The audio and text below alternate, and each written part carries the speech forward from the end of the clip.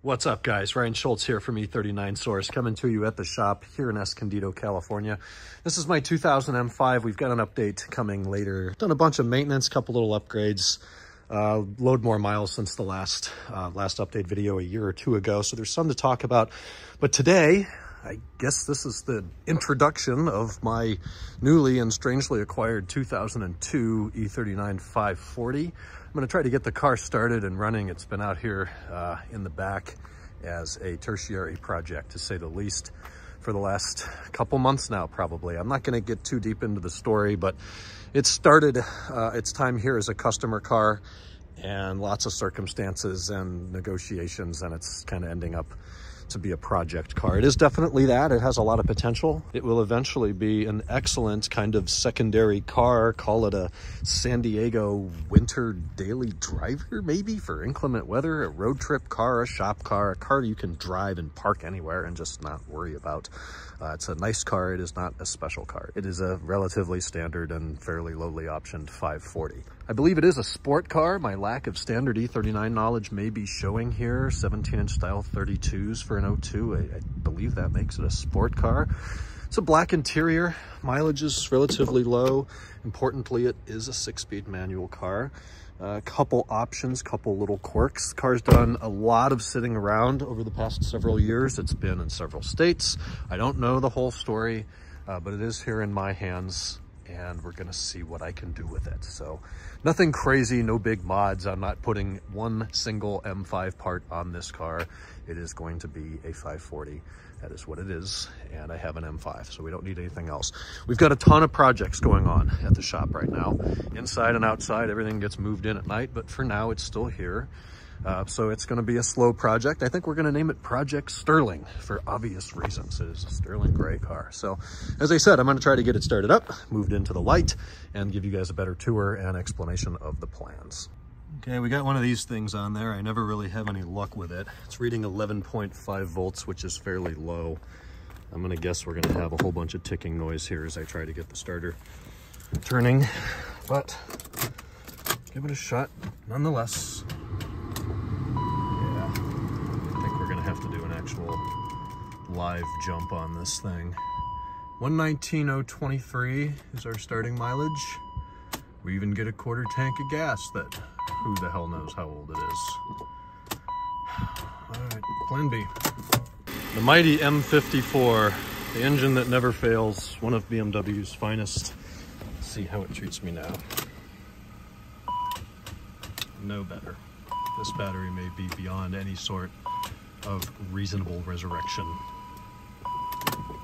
Okay, we're inside. That wasn't pretty. We had to summon the help of an M54 in addition to a battery charger in the trunk. But we get a better look. This is as bad as it will ever look. We got pine needles. We got really hazy faded paint. Same goes for the headlights. We're missing a kidney grill. They're M5 grills, but even that one's not too happy. So let's kind of talk about exactly what it is then. So 540i, 6-speed, production April of 02, which makes it a fairly late 2002 model. Need a door gasket yesterday. It has comfort seats. So I believe it is a sport package car, but unfortunately no nice bolsters, no thigh extension. Comfort seat, meaning it has this option here, and if we had a decent battery of any sorts, the center of the seat backrest kind of articulates like this. To me, completely useless feature. I don't think it adds any sort of comfort or anything like that. We got locked doors. Oh, we're gonna have to go inside and pull them open.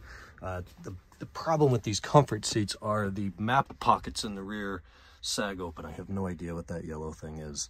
We need a back seat. I don't know what happened to that. It's got the wood trim, no navigation, but it does have DSP. It has xenon headlights, high OBC instrument cluster. That's probably factory for the year. Pretty grubby carpets, some really hacky audio solution here.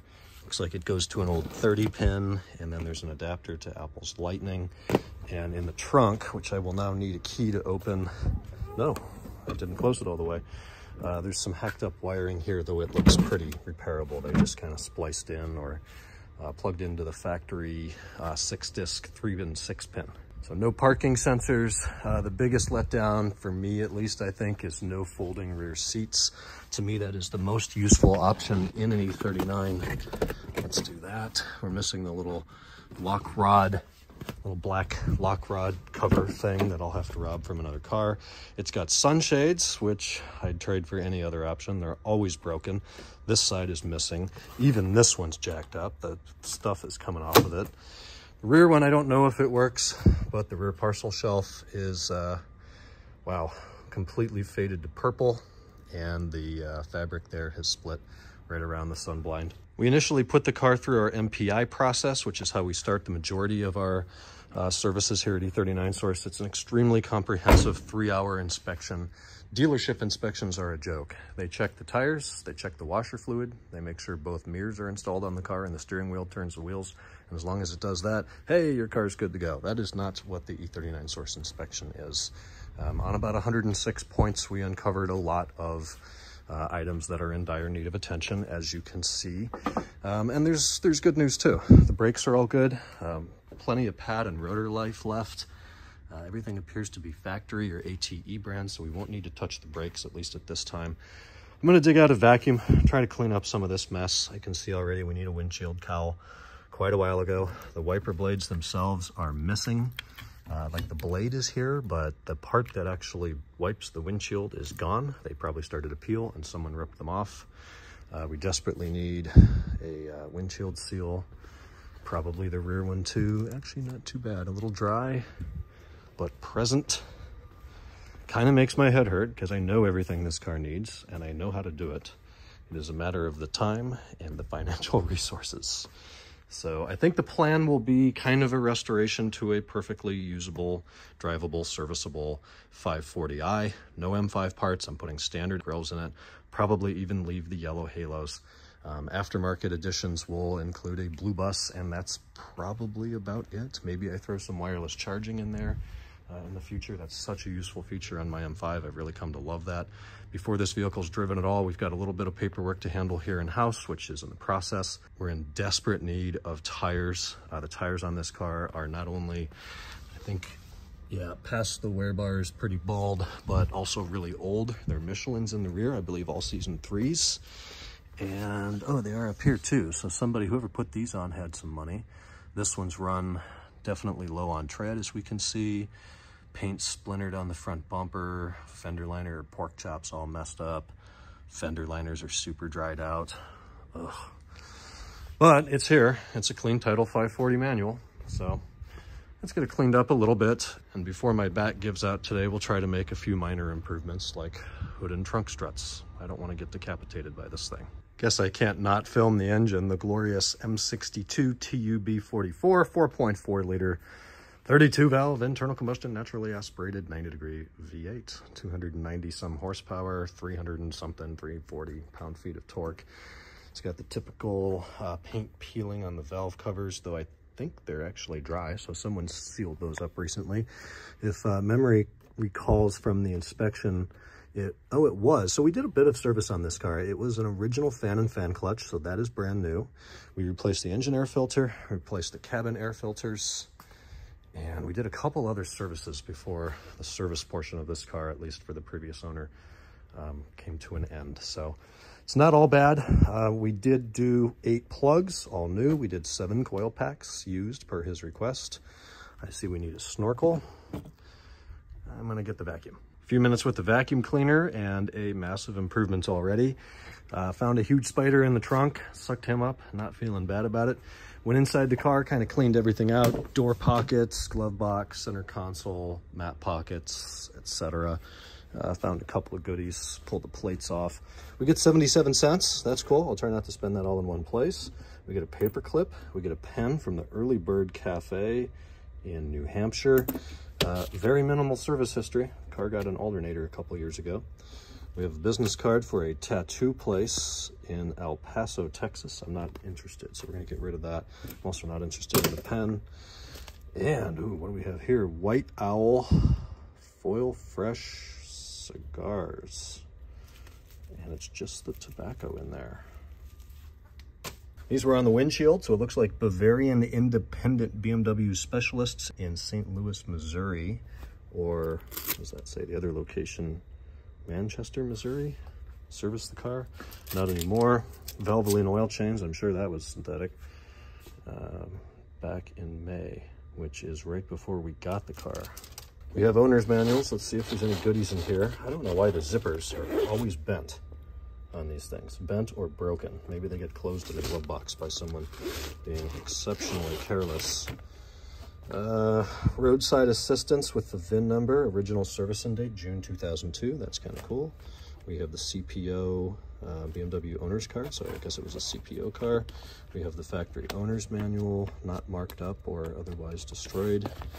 And one other book, which is the owner's manual for the radio, as if we need that anymore. The OBD, yep, so that's it. So the trunk housed the extra, I assume, M5 grille with all of the tabs, except that one, broken off. That's gonna get pitched. Driver's floor mat is in here. Surprising, no, backing's pretty well shot. Mat looks salvageable though. There's some more foam, perhaps some more service history, some jumper cables. Oh look, a rear sunshade with a cracked bottom. How rare. Some seat rail trim. Otherwise, a little bit more money, but pretty much a bunch of garbage. So, oh, an oil filter O-ring, I'll keep that. There's the old battery bracket, which he already had authorized and we replaced.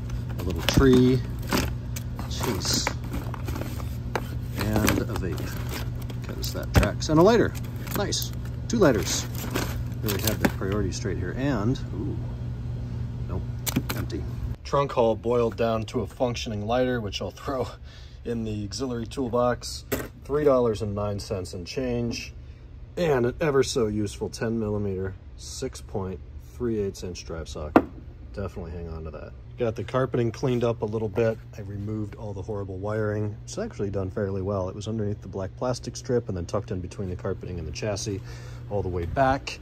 I just cut the wires and pulled them through on this side of the trunk, which has room for improvement, though I've certainly seen worse. There's the first mod. I put the blue bus in, had to do a repair on this cable here. The ground wire had been cut, so I always spliced that back together, put some heat shrink on it, and then some wiring tape. I don't want to cut the other two to make them the right length, so whatever, that's gonna be fine. Otherwise, things aren't too hacked up in here. I don't see any notable rust, maybe a spot here around that drain, or is that just goo?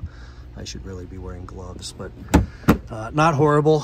Over here, we've got a battery that's going to be coming out tomorrow, some sort of corrosion down there perhaps, but otherwise doesn't look too destroyed. Spare tire well is a mess. We noted this during the MPI. We've got some corrosion in there. Not horrible. Probably just take it out and clean it up really well. Put some bed liner in there. The worst weather this car is going to see these days would be a rainy day. Let's take a peek in here. We do have the proper illustration. It's an 02 car, so we get the emergency escape. Tools, I'm guessing nothing. Oh, decent. Tow hook, lug wrench, wheel hanger, pliers, 2 spanners, sunroof crank. So really we're just missing the screwdriver, and then maybe I'll throw in the spark plug wrench. And no, I won't. That's not important here, but the screwdriver is useful.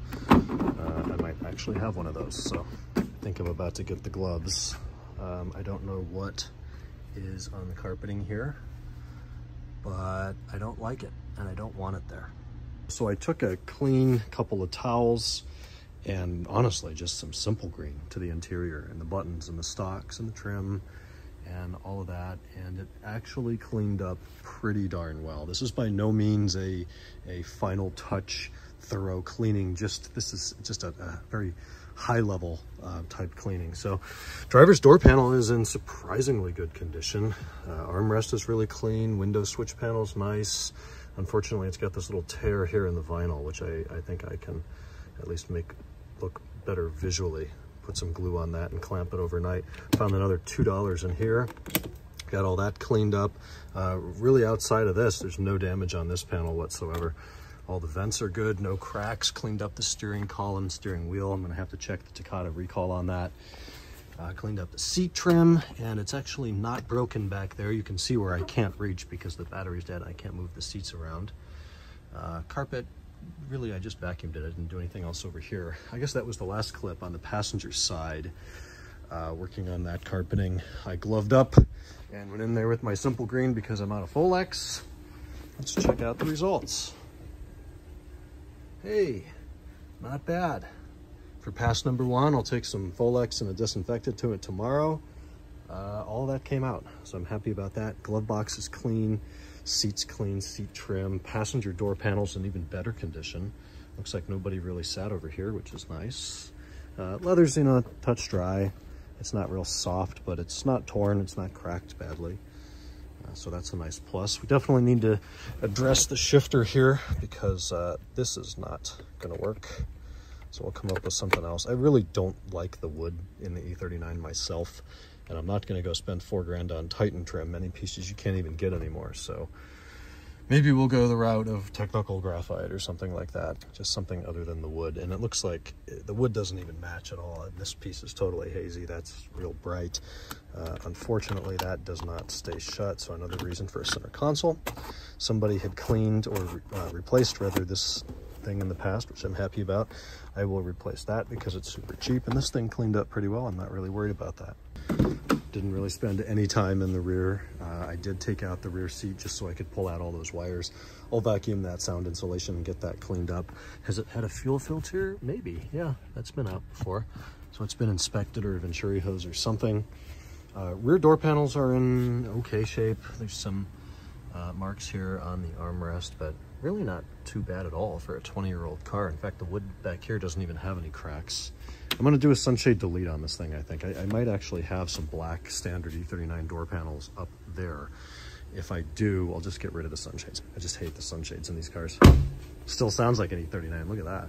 Take a brief moment to talk about mechanicals. When this car came in, it had a battery that wasn't completely flat. It would actually hold some sort of a charge. I was able to drive the car a little bit. There are two big downfalls because so far, this car doesn't seem too bad. Downfall number one is it probably needs a transmission. And that's because third gear, anytime you shift into third gear, you get this big gnarly crunch. So the synchros are just cooked there.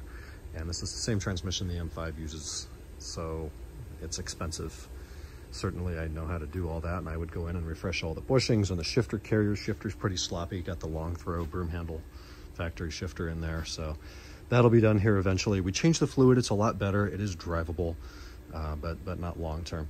Thing number two, kind of unsurprisingly, at the age and miles, the original struts are all blown. This car drives like a mid-90s Buick Century. It's super floaty. That's not what an E39 is supposed to feel like. I'll have to decode the VIN, see if it's got S704A, I believe, is sport suspension. S705A is M-Tech 2, like M5 and 540 M-Tech suspension. I'll put whatever it's supposed to have on it, and maybe whatever's cheaper. So probably the standard sport package. I do not like lowering these cars. I hate coilovers, so it'll be some sort of a sack strut. We'll probably reuse the springs, change the top mounts, all the spring pads, get a look at the control arms, ball joints, etc. while we're in there. Give it a good suspension refresh, links, all that. Make it drive well. But as I mentioned, we already have the filters done, fan and fan clutch done. I believe we did an oil change, plugs, coils, put new wiper blades on. I thought I had hood and trunk struts. Hood struts are actually okay, so I'm not gonna worry about that. Trunk struts, I thought I had, I don't. They're cheap, I will get those on order, as well as a screwdriver. I don't have one of those. I did have some used standard E39 kidney grills, which I popped in. Not super happy with fitment. There's kind of a weak tab on this one, so for now it's fine. Eventually I'll probably buy a set of those and get a nicer set in there. Definitely the cowl and front window gasket's going to be replaced. It's an original BMW glass. This seems to be the biggest chip way down here out of the line of sight.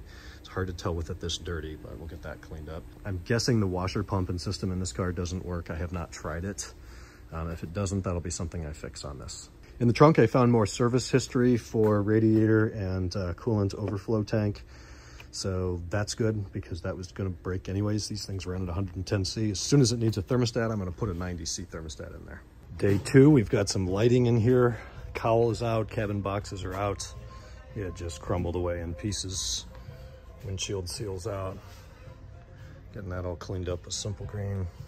I'm going to replace the 8 grommets, cowl, all side spats, whatever these little corners are called, and the screw rivets.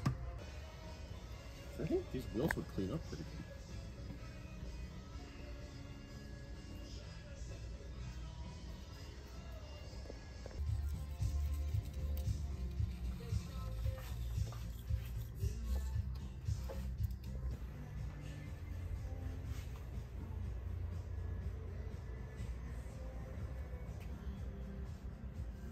I'm gonna try my hand at some new finish car polish. Only the best. See if we can get that out. It's far from perfect, but a definite improvement. And this is without any sort of actual polishing equipment. I've got a deeper one coming down here. If I had a real polisher and some cutting compound, I'm sure it would get through, but I do not have time or patience for that. So we're just gonna aim to get rid of the big stuff. And other news, we're looking a lot better over here. New windshield seal, cleaned out the channel. It's original glass, never been out, so it was a pleasure to put in, super simple. Wiper blades were yesterday. We have the new cowl pieces here on the side, a detail often overlooked by other shops or other people. Cowl grommets, hardware, cleaned the cabin boxes.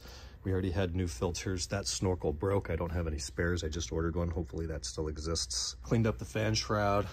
This clip is broken. I ordered one of those. Also a brass bleeder valve, bleeder screw. Hate those plastic ones.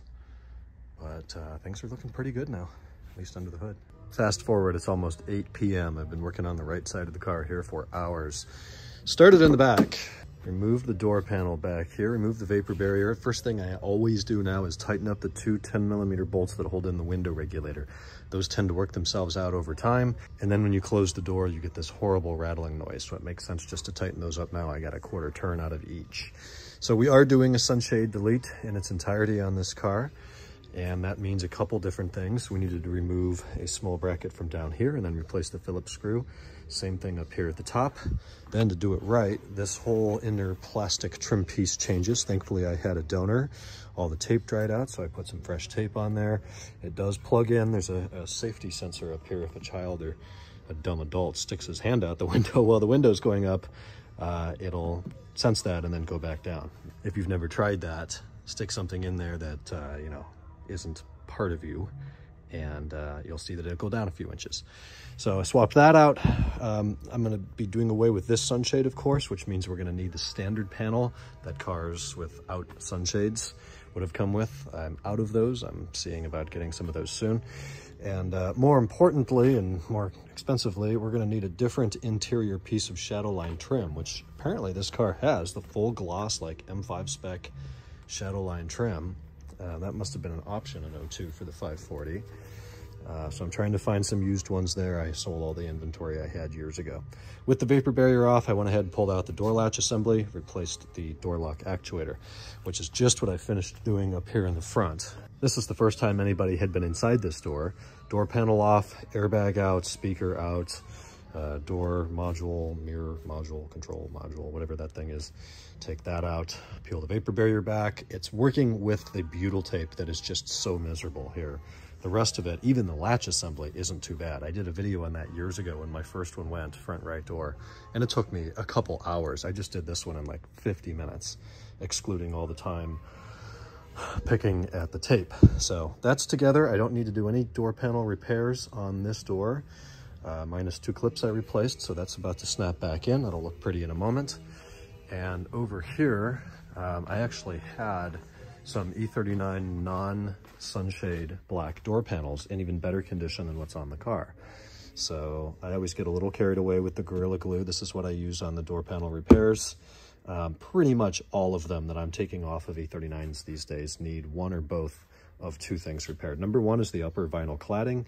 It's almost always loose, so we just peel it off nearly completely. The only thing holding it on is the speaker grill, so you've got to be careful. Scrape off all the old glue with a razor blade. Takes forever. Results are worth it. It'll fit and look exactly like it did 20 years ago. And then I use little paint stirring sticks up here just so you don't mark the vinyl with all the clamps to hold that in place. And this glue expands something like 200%, so no worries. When it's fully dry tomorrow, I'll go along that edge with a razor blade and clean up the slop. And second thing we fix all the time are these mat pockets. If they're at all loose, I just rip them off, scrape off all the glue, which is very time consuming, put new glue on there, and then this is my extremely high-tech weighting system here to let that set overnight. 2 E39 M5 front calipers that are used and available for sale. Down here, I just shoved some towels under there, 1, so it doesn't get marred on the table, and 2, just to create a little bit of upwards tension there so this glue can bond a little better. So that will be ready for reinstallation tomorrow, but I doubt I'll be able to get it on tomorrow, seeing that I need to wait for that Shadowline trim upper interior piece for non-sunshades to show up. So the only thing giving this car away as a sunshade car will be the rear deck sunshade, if I choose to leave that, which I probably do, partially because I don't want that panel to only have a DSC button. We're back on. Let's give this a test. For those of you doing this at home, always remember to plug in that module, the mirror module or door module. The system will not work without that plugged in. Key in position 1, we're just going to hit the central locking button. It's loud because the rear door panel is off. Before, this door was about 2 seconds delayed and needed to be actuated 3 or 4 times before it would actuate once. And the warning there that I will give anyone listening is replace the door lock actuator before it fails in the locked position. You have a 50% chance of it failing in the locked position, maybe more, because that's where you leave the car sit longer usually as locked. So the motor gets lazy, it doesn't work, you can't open the door from the inside, you can't open the door from the outside. And at that point, you pretty much have to destroy your interior door panel to get it off and open up the door and go in there and do it manually. So for something like a $75 actuator, which is out here in this mound of crap somewhere, it is a no-brainer. Just get in there and do it. So the right side of the car is done. I'm doing these preventatively. It's a 20-year-old car. I don't want to have to worry about it, deal with it later. So right side's done. We'll get to the left side later, though those seem to be working promptly now.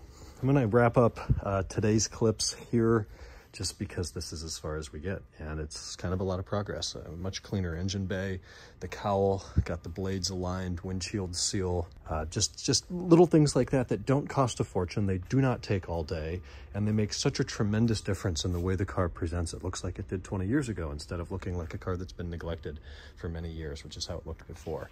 I replaced this cabin airbox over here with a used one I had where the hood sensor bracket was still intact, cleaned everything out with Simple Green and a brush.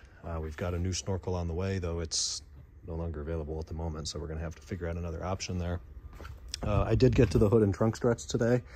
My way of testing this is bring the hood down to about halfway and give it a little push. It should very happily spring open the rest of the way, and that is not the case if your struts are original. Same thing with the trunk. You know, this can be a real safety thing. Look at that. I just give it a little push and it goes all the way open like that. It'll stay shut, even open itself if I put it at that angle. That's how it should be. And then give it a push there and it closes. Perfect. As I head out today, I need to move this out of the way. Let's get our first start clip. Auto headlights being an O2, that's a nice plus. Blue bus may connect here, so I may have to come right back. Pretty quiet 540 from what I can tell. And there's that flickering battery light that we tried to diagnose in the previous service portion. So it seems to come on like low revs. It's going to need an alternator, is my diagnosis.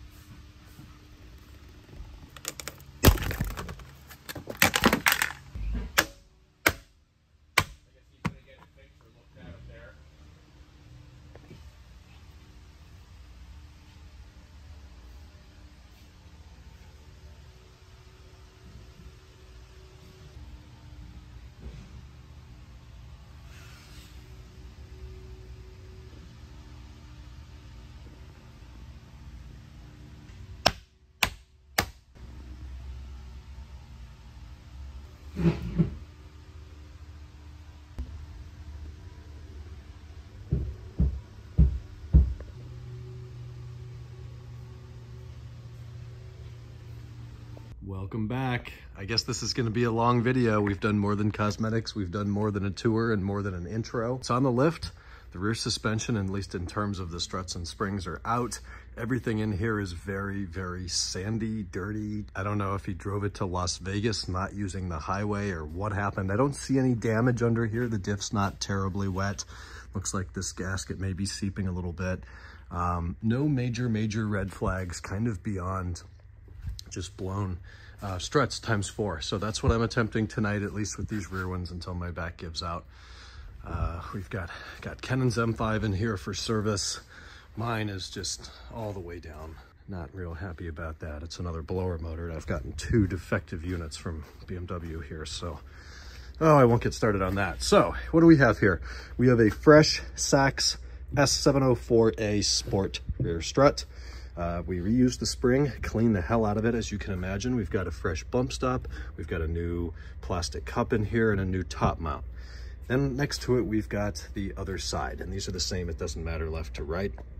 So this is kind of what we started with. This is what we're ending up with. All I'm doing with this spring is wiping it down with some simple grain, and it's coming that clean. Here's our new naked strut. Well, almost naked. I have this. That one's installed improperly. I've learned how to do it by looking at the old ones.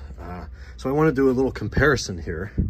Here is our new strut. I'm going to hold it upside down. This is going to be real tough with one hand, but if I push on the strut, we'll then see all by itself the gas pressure pushes the piston back out. Whereas, you know what's going to happen. Here's the old one. Super easy to compress, no attempt at a rebound. So 119,000 miles, and these are cooked. The original BMW Sachs, same strut. So the pro tip here, so you don't have to do it twice, is see how the one side of the strut has this flange, and that sits into the wheel carrier, and this is where your big 21mm bolt comes through. If you point that straight up and then follow the strut, you should be evenly in between 2 of these top nut threads. It looks like it's at an angle right now. It is. That's just how a new mount looks with the spring unevenly pushing on it. So in any other position, with the flange facing up, if you were to have, let's say, this stud right here in the middle, you would not get it back in the car. Now the bottom spring perch here, this doesn't matter how this sits. This is completely rotatable, 360 degrees. So that's really your hint, is you just want to get a really good eyeball on that. And then to top the top nut, the original one's a 16. The one that comes with the Sachs strut is a 17. So I ended up using a crowfoot, compensated for that, and it's about 18.5 foot-pounds to get the factory spec of 20 foot-pounds. How cool is this tool? Super simple. We sit down here, lock it in like that. That's in the proper orientation. So we are ready to take our new strut, which is still over there on the workbench, slide it up from the bottom through the coil spring. And this thing, this is the Brannick 7600 spring strut compressor. Comes with this big old clamp. We clamp the strut base onto the spring and then reassemble the rest of our bump stops and various cups and top mount.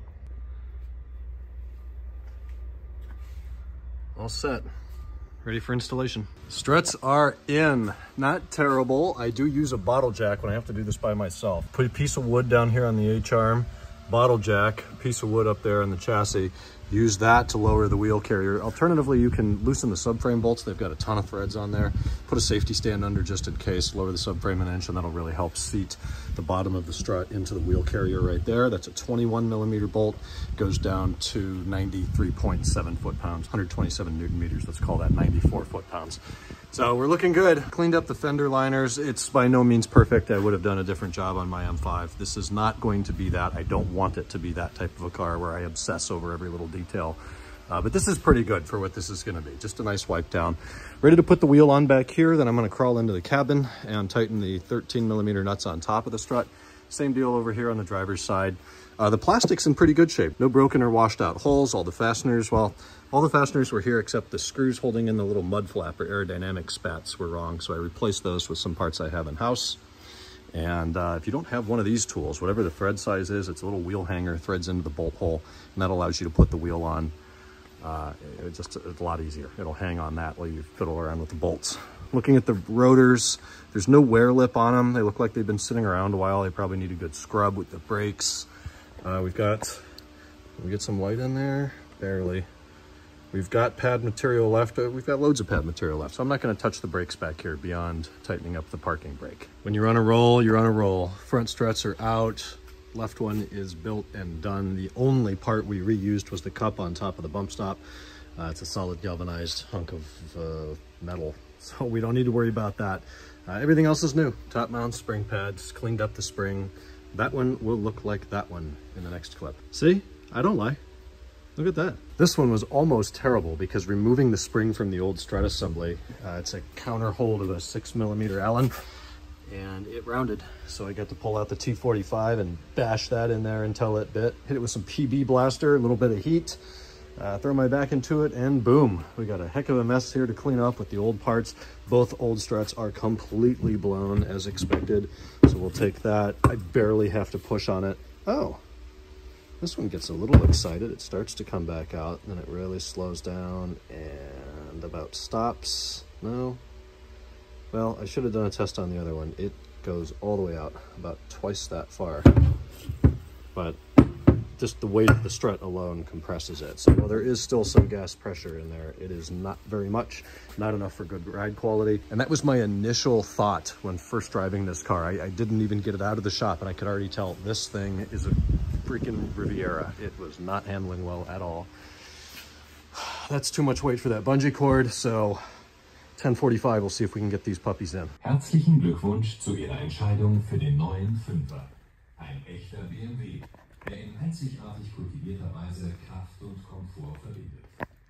Sie erwarten ein Qualitätsfahrzeug auf höchstem technischen Niveau. Sie erwarten mehr als das, nämlich ein wertvolles, maßgeschneidertes Automobil. 11:15, struts are in, torqued. Haven't done the pinch bolt yet because we're going to be replacing the tension and traction struts, the straight and curved control arms, the outer tie rods, as well as the stabilizer links, the front sway bar end links. All of this is going to get a good cleaning. We've got new motor mounts, new fuel filter is in, rear struts are done. Interior assembly is on hold because I've got to replace that seat back cushion and figure out what to do with the purple rear parcel shelf. So yeah, time to get out of here. I'm cleaned up. This is kind of what the shop's like at night. Things get a little nerdy in here. Talk to you guys in the next clips.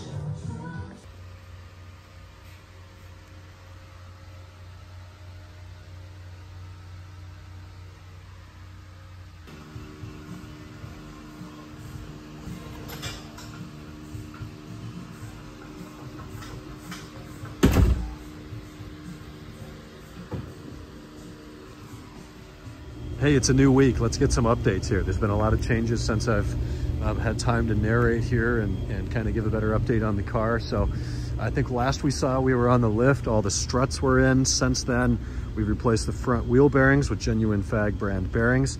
We've replaced the front straight control arms with genuine BMW. The Lem Porters are not currently available. Did the front curved control arms with my favorite upgrade, the Miley HD arms, which aim to replace the factory component, but not fail every 50,000 miles. They've revised the inner bushing and strengthened it. So hopefully you don't get that 50-mile-an-hour shake and shimmy and little steering wheel wobble like that. Front suspension's all fantastic now. I did the outer tie rods as well. New strut pinch bolts. Struts are aligned. Did reuse the brakes. The rotors and pads have plenty of life and meat in them, so I didn't really dig into that. If we need to do brakes later on, that'll be something that happens. It's got the new tires on there, Michelin Pilot Sport All Season 4s. Tires are balanced. Car desperately needs an alignment right now with that whole front suspension apart, and now the rear too. We did the upper arms, toe links from the Z8. Those are the ones that have pressed in ball joints on the inner bushing instead of that rubber bushing pressed in, which is a couple of nice things. One, does not have to be torqued at ride height, which saves somebody a lot of time and grief on their back under the car. And two, should provide a longer lifespan, maybe slightly improved handling. Those are all secondary things, but the Z8 arms are a bolt-in change. The only thing is you will require that newer wheel carrier, which is July 2000 and later, which, fun fact, little thing on my car coming in the video, I now have those wheel carriers because there was a whole snafu there. So I've even facelifted the wheel carriers. All the links are new too, rear and front stabilizer links with Lem Porters. So the suspension work should be done. I'm not gonna touch the H-arms, the integral links, the rear ball joints in the wheel carrier, or any of the springs because I don't need to. So this car, once aligned, should honestly drive really well. Let's take a peek inside, a couple of changes there. So to get to the top mounts on the rear struts, you do need to remove the rear parcel shelf, which I have done. And here's a clip of what that looked like.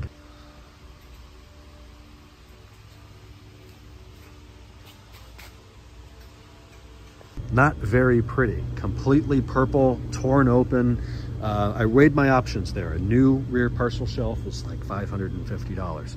There's a couple online on eBay, a couple with some dismantlers I know that are in slightly better condition for cheap, but shipping is cost prohibitive and there's none locally. Option 3 is a refurbished one, a recovered one. And I've been hearing good things about an upholstery guy here local to us for a couple of years. I finally took the time last Friday to throw it in that car, run it down there, and drop it off. So it should be done this week. We should get that back and then we'll be able to put the rear parcel shelf back in. I can't wait to see it.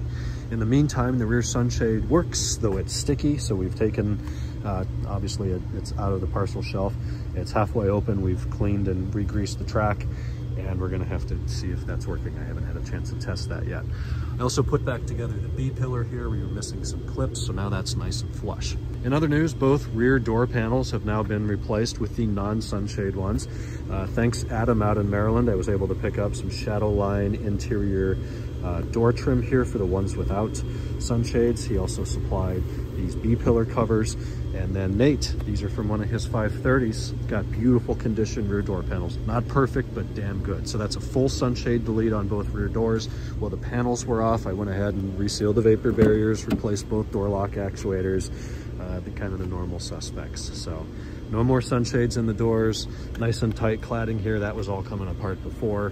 When we get the shelf back, we'll reinstall the shade and then put that back together. So the big component I'm still missing is the back seat backrest. And I have a nice new bottom cushion up here, not new, but new used in marvelous condition. I'm very happy with that. I've made no attempts to clean that.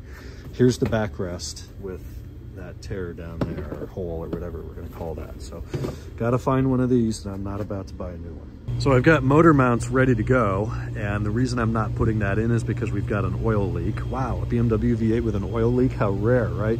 So it looks like it's coming from the Vanos solenoid seals, and to get to those seals, you need to remove the radiator hoses. Well, we look at the radiator and we found out where that little bit of coolant on the shop floor is coming from. It looks like the side saddle tank has indeed failed on this original bare radiator at 119,000 miles. A bit premature, but maybe not with the M62's high running temperature. So the E39 M5 radiator costs only a few $20 bills more, by about 2.5 of those, and offers something like 10 or 20% more thermal capacity, more cooling capacity. So I've ordered one of those. We should have that Friday. I don't want to have to do the coolant flush on this thing twice. So the plan will be, we'll drain the coolant from the radiator, remove and replace the radiator. At that time, the only code we have in the DME on this car is for the thermostat, the map thermostat. So I'm gonna put a 90C, technically aftermarket thermostat in there, flush the cooling system at that time. And of course, before everything goes back together, we'll do those Vanos solenoid seals. Additionally, we'll degrease the front of the engine, and then I'll throw the new motor mounts in. Wow, this thing's getting pampered. So just a short little test drive around the parking lot here. The difference in the suspension is already night and day. Absolutely night and day. Just the way it goes over a little bump like that, it feels like the vehicle's connected to the road again instead of just floating aimlessly on its springs. What a few bad ball joints and a set of bad shocks can do to a car. And I know the wheels right now are all over the place because we didn't make any attempts to get the alignment even close to right. So far so good. I'll have to make an appointment and get it in this week.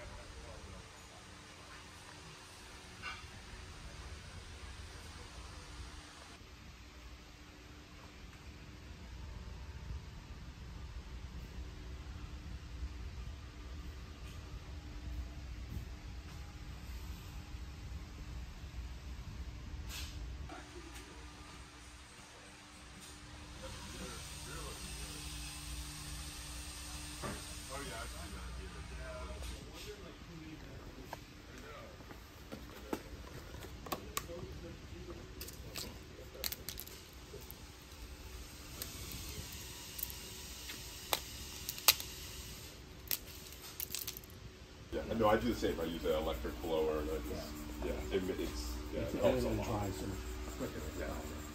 Yeah, and you're not going through as many.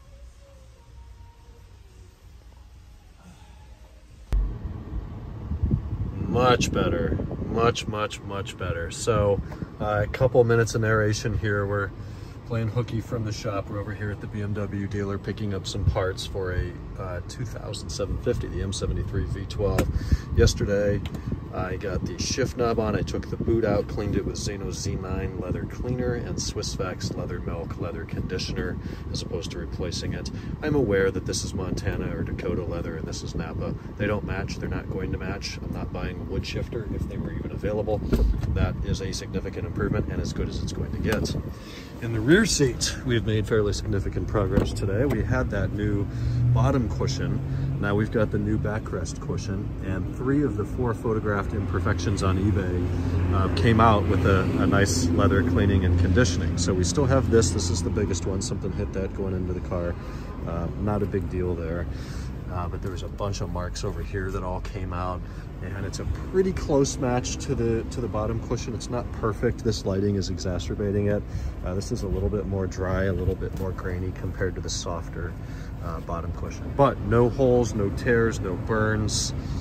Clean the headrests as well. And then I think since the last clip, look at that, we've got a black headliner again. I did replace the speaker grills. I replaced the 3 child safety restraint latch covers. These grills were no longer available, so I just put the old ones back in after a thorough cleaning. Eventually I will address the headliner, A, B, and C pillars, sunroof slider, all of those things in this car. For now, I'm more than happy with the way the back seats come together, the door panels and all of that. Additionally, yesterday, I opened up this door, removed the door panel, vapor barrier, of course, did the door lock actuator, figured out why the window was rattling anytime you close the door. If the window were not all the way up. If it were up, it were okay. Halfway down, all the way down, 2/3 of the way down, it would rattle like crazy. No, it wasn't actually the regulator bolts at the bottom of the door frame. It turned out to be the little clamp that holds the door glass actually into the regulator. Those are T25 bolts, and the rearward one was about a turn loose. So we tightened that up, no more issues there. And lastly, yesterday I pulled out the driver's seat and kind of did 3 services. Number 1, this knob was coming off, so we've got a nice new switch in there. Number 2, we had seat twist on the backrest, and that is no more. We fixed all 4 cables. 3 of them had been repaired in the past, though very poorly. Now they are repaired properly and should last a heck of a long time. And thing number 3, this little cover for the electrical outlet down here was flapping open, and it would not stay latched shut. So temporarily I had drilled a hole in it and put a zip tie on there. I didn't like that solution. So for about 10 bucks from my favorite used parts guy, Adam, out in Maryland, we were able to get a new one and do that while the seat was out. So seat's back in and torqued, and things are coming along quite well. I've got a couple more goodies and surprises on the way that I will film probably after the Labor Day weekend coming up. Got another note on the rear parcel shelf. So that's been recovered. It's not a new genuine part. It was about 1/4 the price and probably better quality. It's a thicker material. I don't know if it's got the foam backing or not, but it's black to match the black interior. If it were a gray interior, it would be gray. Fitment and finish and quality is really high, and I'm really happy with that local shop here in San Diego. So as that was out, I did some sunroof work, and I lubricated the track of the original sunshade. That did not bring back functionality, or at least reliable functionality. So the next step there was to replace it with a used one I had in-house, but the used one I had in-house had broken hinges. So the AGA Tools 6061 aluminum hinge kit has been installed, and we'll give it a little demo here with the lone center console button, and it works beautifully. Plenty of power in the motor, quiet, smooth, clean shade, no tears, reliable operation. And lastly for today's clips, we've actually gotten about 100 miles on the car. It has passed California smog and is up for registration as early as tomorrow. We're legal. We've got a license plate and a brand new frame, old school style, because that's what this car would have had.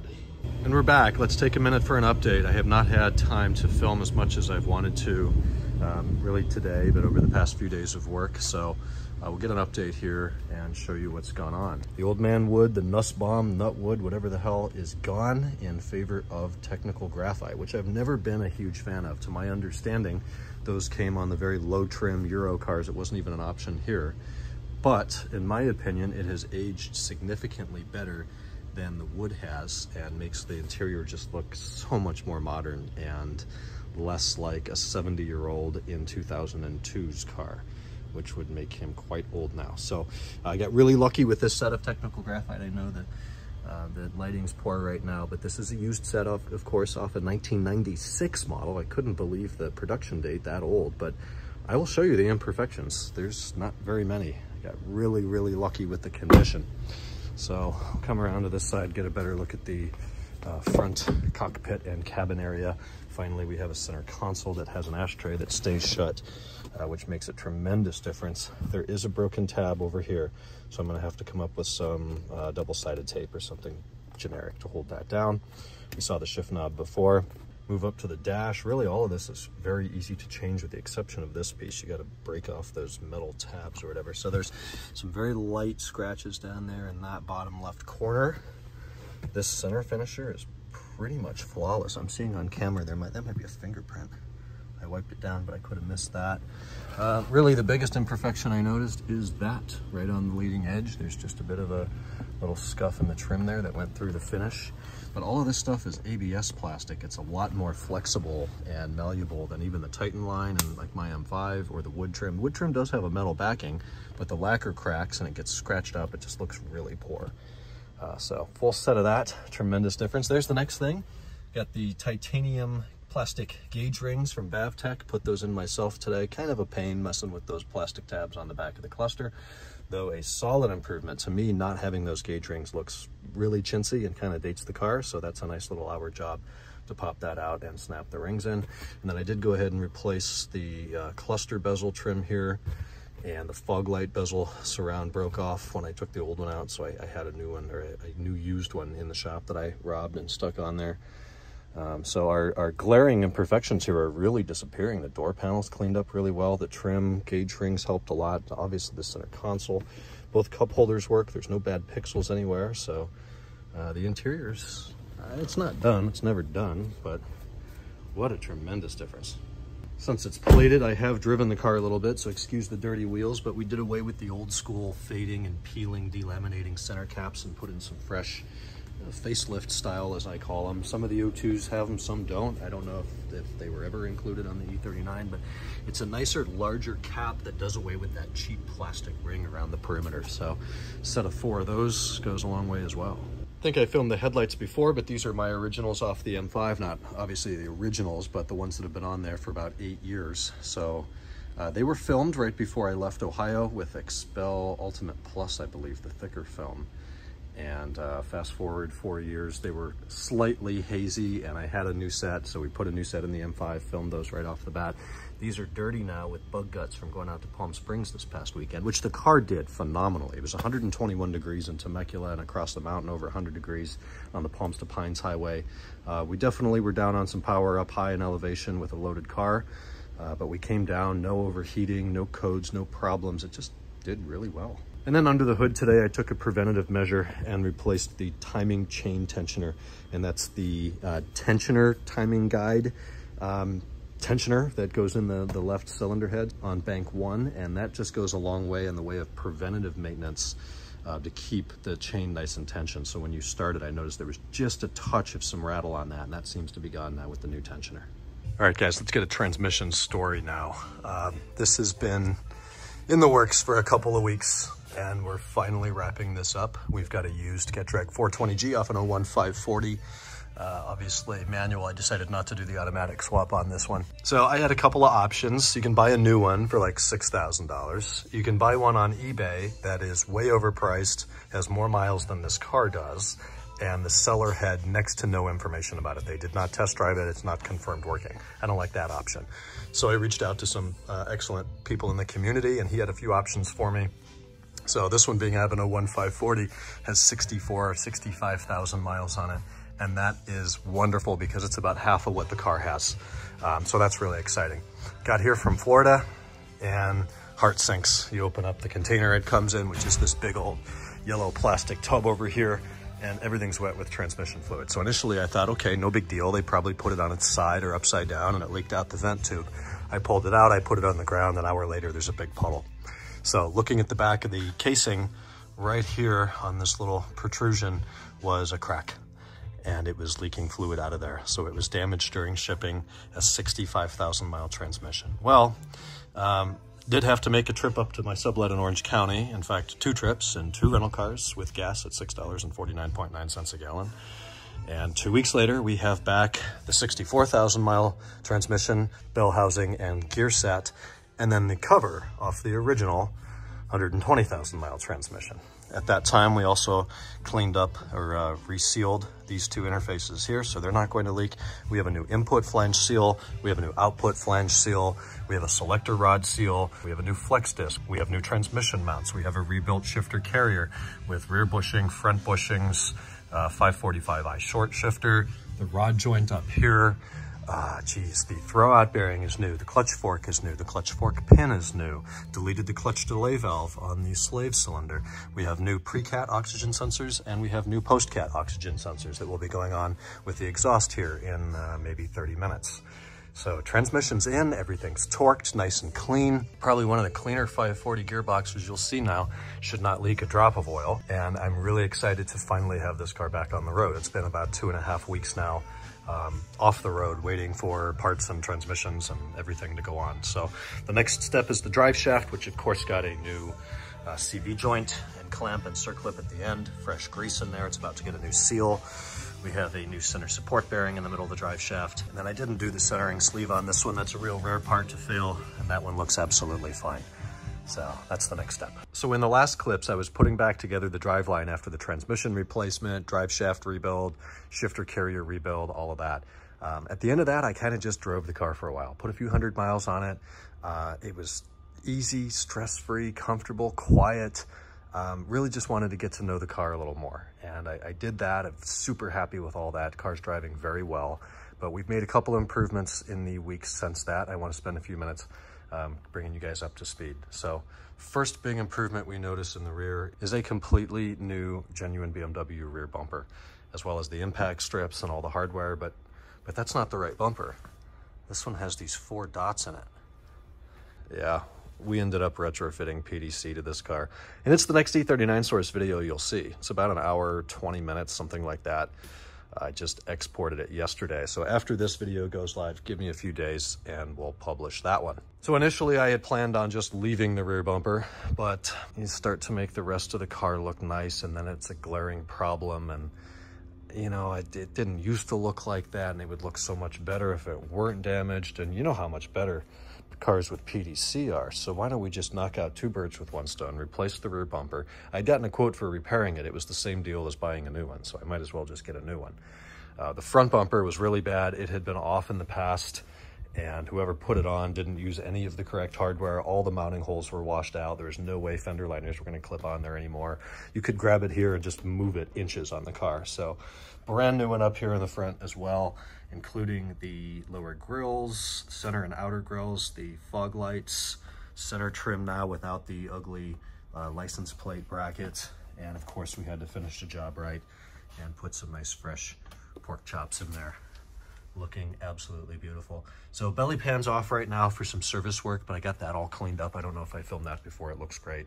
Car's a little dirty right now, so any like imperfections you see in the paint are just water spots, and it still has to get polished now that it's been installed. But the PDC retrofit was 3 days. That's one of my favorite features on an E39. I think it makes it so much more usable and enjoyable in somewhat of a urban suburban environment here in Southern California. And I'm so used to it on my M5. So that was fun, a little bit costly, but definitely a feature I'll be using a lot in the future. We'll take a peek inside now and see 2 things. Thing number 1, the cluster's gone. That's because I'm having a stepper motor issue on the fuel gauge and speedometer after some coding. So initially I could not code or program this car with NCS Expert. It gave me an error every time I connected. That same laptop, that same software configuration worked on any other car, just not this one. It was driving me nuts. So I'm very grateful to a YouTube viewer, IL, for helping me figure out what the coding issue was. It was actually a bad ZCS or bad SA number coded to that cluster. So we fixed that. When it was initially first sublet to my coders, who were unable to figure that out, something happened with the stepper motor, so that's why the cluster's out. Next thing is I got a little fun keychain there with the little 5 on it, which I dig, looks super retro. But more importantly, and I'd show you if I could, we don't have a flashing battery light anymore. Now, I had been through this car 10 times. I did everything you're supposed to do. We had a brand new BMW AGM battery. We measured the voltage up here at idle with no load, at idle with full load. It was always 13.6 to 13.9 volts. It was a nice, healthy, you know, I compared it to other 540s we have in here for service, and it was right in that range. So I kept thinking, it's not the alternator, it's not the alternator, it's not the alternator. Guess what it was? It was the alternator. So there must have been an amperage problem or just something in the voltage regulator, a bad diode, you know, whatever it is, that just made the light flicker under high load, even though the voltage was okay. But before that, I had replaced the ground cable back here at the battery. I replaced the ground cable and cleaned everything metallic that it touches up there at the front subframe and the engine. I replaced the ignition coils. We had done 7 of them when this was owned by its previous owner with used coil packs. I didn't like that at all. I want them to match, so we've got 8 new Bosch brand coil packs in there now. That didn't make a difference. I checked fuses inside. I checked grounds on the chassis everywhere. You know, I went through everything I could think of trying to solve this issue. And it was the alternator, which had already been replaced with a remanufactured Bosch unit. That's all that's available in this marketplace. But I tried my hand at another one of those, and that has solved that issue. Under the hood, I've done a substantial bit of cleaning up, just doing the PDC retrofit and then having kind of the engine opened up a little bit to do the coil packs. I had some time in here and, you know, just cleaned up the beauty trims and this cover and took some simple green and a brush to the chassis strut tower here. I still have a long ways to go. There's still dirt and stuff caked in. All the little intricate plastic pieces, but as far as cowling, that had all been cleaned up pretty well before. Yesterday I got a new AUC sensor. We had stored codes for that, so there's a new sensor there. We had missing hardware right down there, that 10 mil in focus for our intake boot silencer, muffler, whatever we call that. That was missing, so I've replaced that.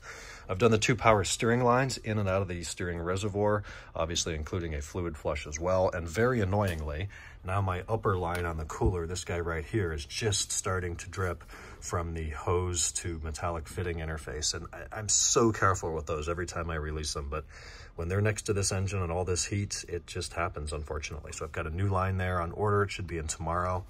I ended up doing the pulleys on the front of the engine when the alternator was off, so idler and tensioners as well as their pulleys have been refreshed. And all of a sudden we're getting ourselves a pretty darn nice 540 here.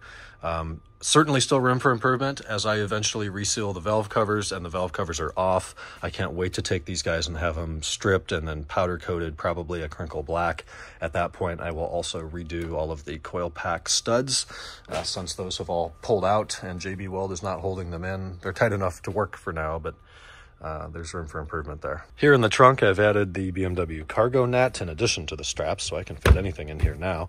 Got a sunshade for this car, which I think will be helpful here in Southern California. And then more importantly, as I worked on PDC stuff, my dad came back here, removed the spare tire, got it all cleaned up. It actually cleaned up really well. And then we wire wheeled out the thankfully thin layer of surface corrosion in there, and then just hit it with some black paint. So certainly looks a lot better, and that should stop our small rust issue, the only rust issue that the car had. So this tire actually has a nail in it and is deflated right now. It's a 2014 dated Michelin Pilot Sport All Season 3s, which matched the tires that were on the car when we received it.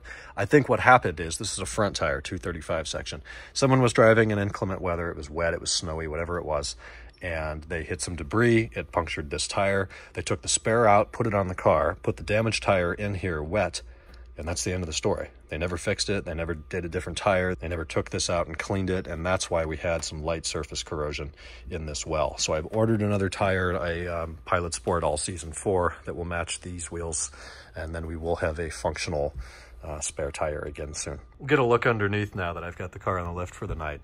So I did come in here with kind of a spray bottle of an aggressive degreaser, cleaned up the upper oil pan, front of the engine when I had the belts and pulleys and tensioners and whatnot off, cleaned up the oil pan.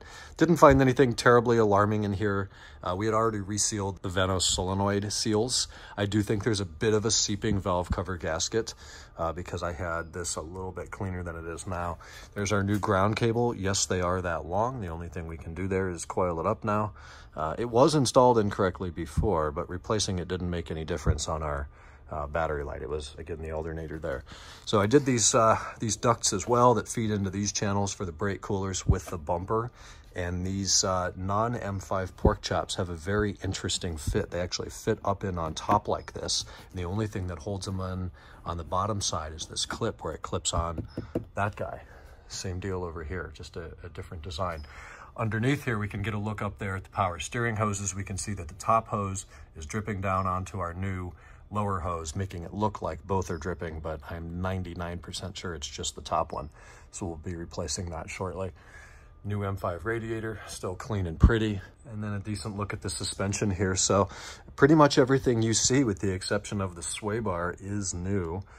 Bearings and arms and all that stuff we detailed earlier in the video. I have not tended to the center tie rod, and that's still a bit of a mess, but there's no play in the ball joints and there's no grease coming out, and the boots are in good shape, so I don't see any reason to dig into that now. Look at the transmission after some mileage. It's still clean and dry. I do wish the 540 had a trans pan. I suppose I could, or like a protection shield. I could install one. It would use those holes, but it's not supposed to have one, so I'm not too inclined to add one. Rear suspension's pretty healthy as well, with those new struts, links, and upper arms ×4. Didn't take the diff out, didn't get the diff bushings yet. That's all going to be work to be done later on. That's at only 120,000 miles. It's not really due. I do wish I could get under here with a dry ice cleaner, because this would really, like, this is all just dirt. This would all clean up really, really well. This was when they drove out to Nevada, I think, in the desert. We're right in a reflection there, but we're about to hit 120, which will be about 1,000 miles I've put on the car. 119,999. Any second now, we're gonna see a 2 pop up there and replace that 1. There we go, 120K.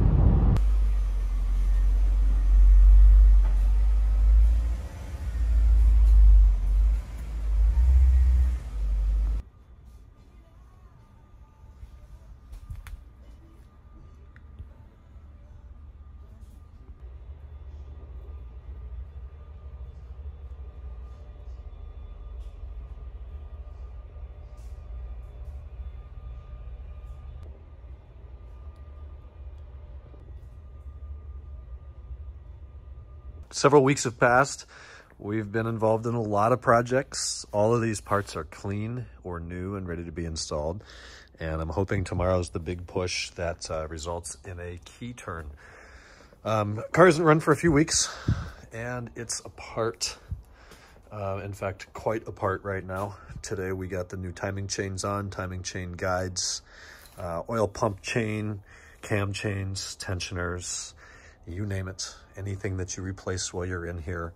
Little ring down here, water pump, thermostat, all of the usual suspects. And this actually started out because bank 1 valve cover started leaking, and it was dripping the occasional drop of oil down onto the exhaust manifold, which made the interior smell like oil, and I don't like that. We've got too many other good things with this car for that to be the big problem. So I decided to do the valve cover gaskets. And then I'm looking at the valve covers, and they look like crap. You know how they all start to peel. So I'm thinking, okay, well, let's get them powder coated. So I went to 4 powder coating shops, and they all kind of told me their own version of the same thing. That because they're magnesium, they off gas. There's often corrosion or corrosive elements hidden in that metal. They're not going to look great. Yeah, they can do them. They want them for a week or 2 weeks, and that involves having a car sit here opened up for weeks at a time, which it's now done anyways, and more than that. But I elected to go with new ones, new valve covers. They're still available from BMW. I know that they'll do the same thing, but they won't for a while, and they'll look good for a while. And then eventually I'll have those powder coated or painted. They thought painting was a better option. The other reason to replace the valve covers was most of the studs for the coil packs were all washed out and glued in there, and the new studs are expensive almost as much as new valve covers, so it just made sense to replace them. So I get that off, and then we're looking at the chain. There's like an unreasonable amount of slack in the timing chain. So we're thinking, okay, the tensioner in the upper timing cover was still in place, so that shouldn't really be there. Well, then I'm looking down here, and there's 3 timing chains here on the M62. You have this deflection rail in the middle. This is the U guide. Then you have a stationary idler guide over here. And then you have your tensioner guide here on bank 1. And I'm looking at the top of the U guide, and I was able to pull this guide off away, the plastic part off away from the metal part, a quarter, a half inch. And I'm thinking, crap, that means the little tabs are broken. So we pull the oil pan, and I don't see any pieces of guide in the oil pan. So then we take off the oil pickup screen, and there's nothing in there either. So that was all good news. But why is the chain so loose, 1? And 2, why are my timing chain guides kind of loose? So, you know, the M62 is a strong engine. Its biggest weak point, the largest Achilles heel, are the timing chain guides. The timing chains themselves, it's a real flimsy in comparison to the S62. There's nothing wrong with it. But single row timing chain, and they're kind of known to stretch a little bit. So I thought, okay, we're doing it. Let's just go the whole 10 miles here and do this right. Bulletproof the engine. Let's do the chains and guides. So we rip everything down. Almost anything that comes off gets replaced. And I found out that the genuine BMW, and I bought all genuine guides. I don't want any chance of oh, Phoebe wasn't the right supplier and they forgot this little tab. Nope, turns out the genuine BMW one is not the one to buy. It's only about $40 more, but they do not have, and there's 2 parts to this. So you have the tab holding the plastic onto the metal, and then you should have a little hook that locks the plastic onto the metal. And the genuine BMW guide that was original to the car did not have the hook. The genuine BMW guide that was brand new from BMW, and the second one I purchased after to confirm, did not have the hook. They were loose at the top. So I returned those. This is a Phoebe part, and it has a little hook that keeps that tight. Does it matter? I don't know. I kind of feel like it would. So if you can save $40 and seemingly get a better part, you're better off to do so. But we've got a genuine BMW tensioner guide and an idler guide. The hoses are all OEM. Same thing with these tensioners here that, in my opinion, should always be replaced. And that's loose because the engine hasn't run. There's no oil pressure in there at all yet. So it's in time. We got the German Auto Solutions timing kit, and probably spent about 4 hours today taking off the old Vanos and the old chains and the old guides, cleaning everything up and replacing everything. Of course, we do the oil separator while we're in this far. These are rebuilt Vanos units from Dr. Vanos, so fresh seals in there. That might bring back some power and efficiency. We have new Vanos solenoids here. I'm not doing the cam sensors. That's one item I'm gonna put back on. Reason being, they're kind of usually a binary thing, and if there's a problem, you'll know. It won't run right. There'll be codes, check engine light, stuff like that. And I have not run into that. I'm not doing the evaporative purge valve. 1, for cost, it's pretty costly, and 2, super easy thing to do later. And that goes for the cam sensors as well. Those are just real easy jobs to take care of in 5 miles and 500 miles and 50,000 miles. Here we've got the upper timing covers. We've already gotten the new solenoid gasket flanges in there and torqued down. All of this stuff just cleaned up absolutely beautifully. I did not really clean the inside of this. A quick spray down with some brake clean. That's 95% what it looked like when it came off the engine. This may be the cleanest engine I have ever seen the internals of. We did not spend a lot of time cleaning the inside of the head or block there. It just all looks really good, and it carries over and continues into the upper oil pan as well. It's just a really clean engine. So obviously its oil changes were done on or ahead of schedule. Here's a lower timing cover. We've got new gaskets ready to go. All the mating surfaces are cleaned. Threads are chased. New front main seal in there. I learned that the alternator housing has a drain bolt. Can't really see that when it's in the car. So that'll save us from draining the entire system in the future. Hardest part of the job so far is probably getting the crank hub off. And it's held on with a 27mm bolt. It's extremely high torque.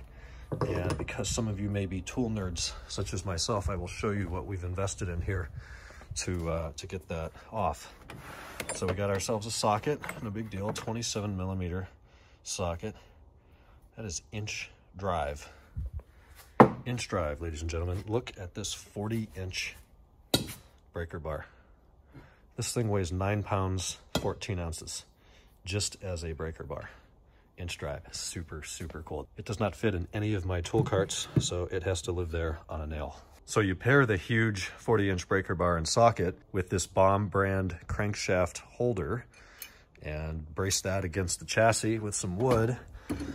Get two people to further back into it, and the bolt comes free.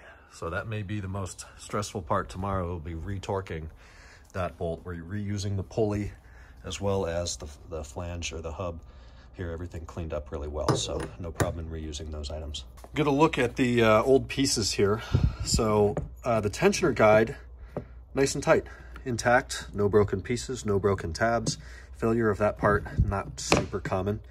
Same goes for the idler guide here, and these are original parts, original chains and all that. We can see the production date there, if we can get that to focus, is, I read that as January of 2002. The car's in April 2002, so that tracks.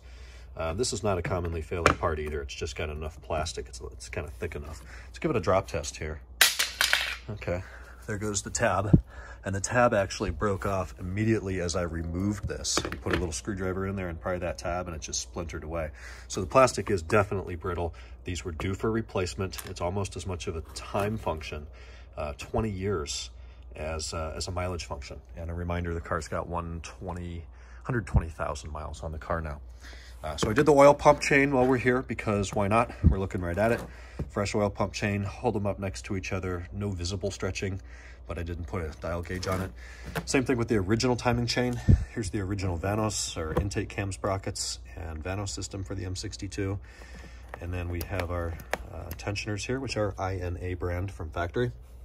We'll get to the U-guide in a moment. This would be the Bank 1 Vanos intake sprocket and tensioner and chain. And then this is the oil separator, which brilliantly is located behind the timing cover, deep within the timing case on Bank 2. And it's real thin, pretty brittle plastic. If I drop that, I bet it would explode. And it's got this little hose here that immediately when we touched it, it just disintegrated and fell apart. Now over to the main deflection pulley, or U-guide. This is a genuine BMW original item. And we can see it has the tab right there, but it does not have any hooks that hold it in place on the metal piece. And while this does appear to be by design, I do think it's a dumb design. During removal and taking the chain off, this tab right here on the back broke off. Same thing on this side. Super, super thin, fragile, brittle pieces. And obviously the replacements will do the same thing. My hope is that it will be later, because I am running a 20-degree cooler thermostat in the car. And I think that's going to go a long way for making rubbers and plastics last longer. Anyways, tomorrow we come in here early and start sealing up the car. Lower timing case, upper timing cases, valve covers, all the accessories, belts, pulleys, alternator, lots and lots to do tomorrow. May spill into Saturday, but if things go well, we'll have this car out in Las Vegas for Thanksgiving next week. Welcome back. The car's back together. It's December 16th, 2022. Let's get an update here and kind of put this video to bed. It's gotten way longer than I expected. I wanted this to be a multi-part series, but unfortunately I just don't have the time to edit with running the entire shop and all those operations here. So last time you saw the car, it was in pieces, getting timing chains and guides and oil separator and water pump and expansion tank and Vanos solenoids and Vanos units. And if I went through the list, we'd be here another hour and 10 minutes. But that is all back together. I've driven it a few hundred miles. Today's Friday, my car cleanup day. So I did a nice spray wax on this 540, cleaned up the wheels, a little bit of tire shine, vacuumed the interior, cleaned the glass, things like that. And before it gets too dark and too cold out here, I just want to get this final few clips in here. So the engine's all back together and running beautifully, sounding fantastic. It's an absolute pleasure to drive now, especially compared to when this car came in and where we started with the project. But we'll get a look under the hood here, see our new valve covers and our new fan shroud, and just all of that is what an M62 should look like. And it's a lot of work and a lot of investment. Did all the radiator hoses, had already done the fan and clutch, did a deep clean on all the plastics down here in the chassis, and it's really come a long, long way. So couldn't be much happier under here. I do wish that this were in a little better condition. I looked up the price. It's not justifiable. A couple scrapes up here. Some of this had worn off, but turns out a silver Sharpie does a pretty good job at restoring that. After we got the engine back together and I got a few hundred miles on the car, I noted a little bit of a shimmy in the front end under light braking, right around 60 miles per hour, and the entire suspension on the car is new. So I correctly assumed that the rotors had a bit of a warp to them. So we did pads and rotors, front and rear, parking brake rebuild in the rear with all the hardware, calibrated the brake, all that fun stuff, bled the brakes out. Just ATE brand rotors, front and rear, that's original equipment. And for the pads, I had the Textar on there, which were factory genuine BMW equivalent, and they turn those wheels black in about 200 miles. So I've gone with the Akebono Euro ceramics per a few recommendations. It's good reviews, bad reviews. Seems like the big complaint is a little bit less bite when they're cold initially, first drive of the day. I haven't really noticed that to be a thing. I tapped the brakes a few times on the way out of the neighborhood. It's all downhill, so by the time I'm out on the main road, there's plenty of heat and plenty of stopping power. The only real difference I noticed with these pads, obviously significantly less dust, but B, the pedal itself is a little bit softer. And I'm more used to driving my M5, which has the E65 master cylinder. So of course we get a nice firm pedal with that. But I don't want to do things like that to this car. I want this to be kind of the baseline standard 5 Series, a couple little upgrades like an M5 radiator, things like that, chassis braces. But the beauty of a car like this is it'll just make the M5 feel that much sharper. And there's not air in the lines. We bled them out twice. No air anywhere in the braking system. I think this pad compound is just a touch softer than what BMW uses, and that makes sense being ceramic and a almost dustless pad. Of course, as I did the brakes, did the due diligence of replacing the brake hoses. These are the UUC stainless braided lines. I used to use the ECS ones. They don't fit anymore, and they don't seem to be willing to acknowledge that. So we've moved on to UUC, all 4 of those. Just a kind of peace of mind deal. Don't have to worry about that now. I don't recall if I had a clip out here with the tint or not, but it's the exact same tint my M5 has, Lumar Formula One Stratos, nano ceramic, 35% all the way around the car, including the back glass. Did not do the sunroof. I never do. I just close the shade if I don't want light coming in there. And I do plan on replacing the sunroof glass in the future, as it's got a bunch of scrapes in it. From somebody setting large heavy items on there at one point. And that's going to bring us into the next part of the video, which is future plans. And all of this is in the medium to medium long term, as in the next 6 to 12 months. It's December here in California, and this is the rainy day road trip kind of car. So I may have dependence on it more now than I will in the upcoming months. But as the weather breaks in a few months and we're back to 99.9% perfection, I'll be able to have the car in downtime a little bit and take care of a few things that I'd like to. Number one here on the outside is going to be the wheels. The front ones are pretty good. The rears, especially the rear right, you can tell just somebody never really bothered to clean it. So it's got all this brake dust damage that's eaten through the clear coat and paint. All 4 wheels on the car are perfectly straight. There's no damage or cracks or anything like that. So it'll be a nice, simple, easy refinish. In hindsight, I should have done that when I got the new tires, but I didn't. So we'll take care of that. It'll be a few days. Sometime later in the spring, we'll get nice refinished wheels. And then onto the interior, which hasn't changed much since you saw the car. We've got those new back seats in, and the mats and the sills and everything just really has come so far when I look back to the original pictures of the car.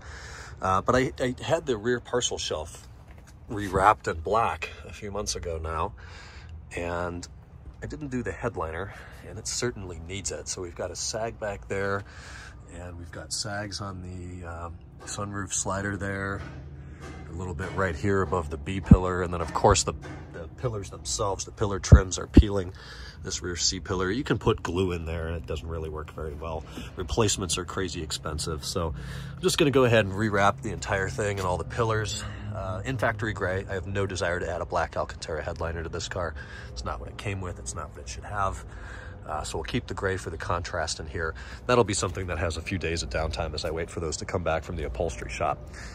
As I do that, that of course requires sunroof glass removal, which I plan on replacing with another one I have here in-house that is less scraped up. We'll also clean all the dirt and dust off of the sunroof slider and replace this gasket. The roof was repainted in the past very poorly, and the gasket was put on. It's not even in the center. Aside from a recent detail today and parking brake adjustment, nothing's really changed on the interior. Absolutely loving the Euro dash. I love the little 5 Series. Looks straight out of 2002, which I love. Little keychain there. Just a nice place to be. I'm currently waiting on front fog light bulbs in white to ship from Ziza. Every 2 weeks they push me out another 2 weeks. So that'll be something that keeps the project going just a little bit longer.